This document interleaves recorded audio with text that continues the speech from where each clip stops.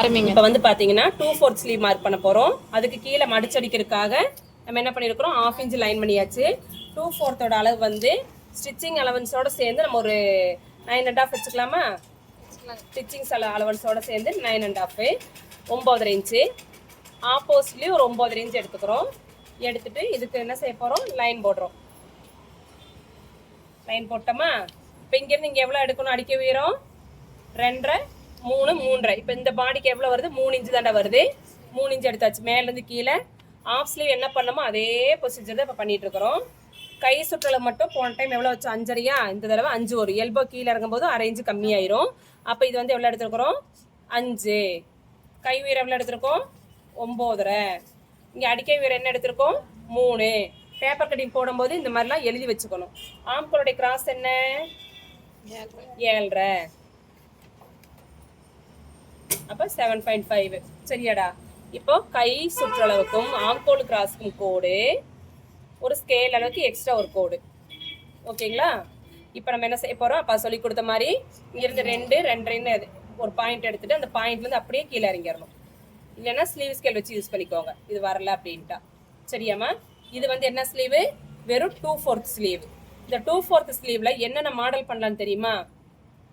இங்கே பாருங்க, கீழே வந்து ஸ்கேலப் போடலாம். கீழே என்ன பண்ணலாம்? இப்படி ஸ்கேலப் போடலாம். 2/4 ஸ்லீவ்ல ஸ்கேலப் போடலாம். வரைஞ்சி வச்சுக்கோங்க. நம்ம எல்லாமே வெட்டிக்கிட்டு இருக்க முடியாது, டைம் இருக்காது.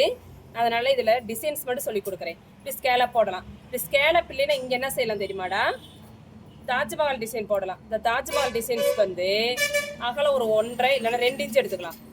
இந்த அகலம் வந்து 2 இன்ச்சும், இந்த உயரம் வந்து ஒரு 3.5 இன்ச்சு எடுக்கிறேன்டா. 3.5 இன்ச்சு. சரியாடா? இந்த 3.5 இன்ச்சில் ஒரு 1.5 இன்ச்சுக்கு ஒரு மார்க் பண்ணிட்டு. சரியாடா? இது ஒரு லைன், 1.5 இன்ச்சுக்கு ஒரு லைனு. இது வந்து 2 இன்ச்சுக்கு ஒரு லைன். இது 2. இது மொத்தம் உயரம் வந்து 3.5. இதுக்குள்ளே இருக்கிறது 1.5. இங்கே பாருங்க, இப்படி இப்படி. இந்த இடத்துல நம்ம என்ன வேணுமோ டிசைன் வரைஞ்சிக்கலாம்டா. சரிங்களா? இந்த இடத்துல நம்ம என்ன வேணுமோ போட்டுக்கலாம்.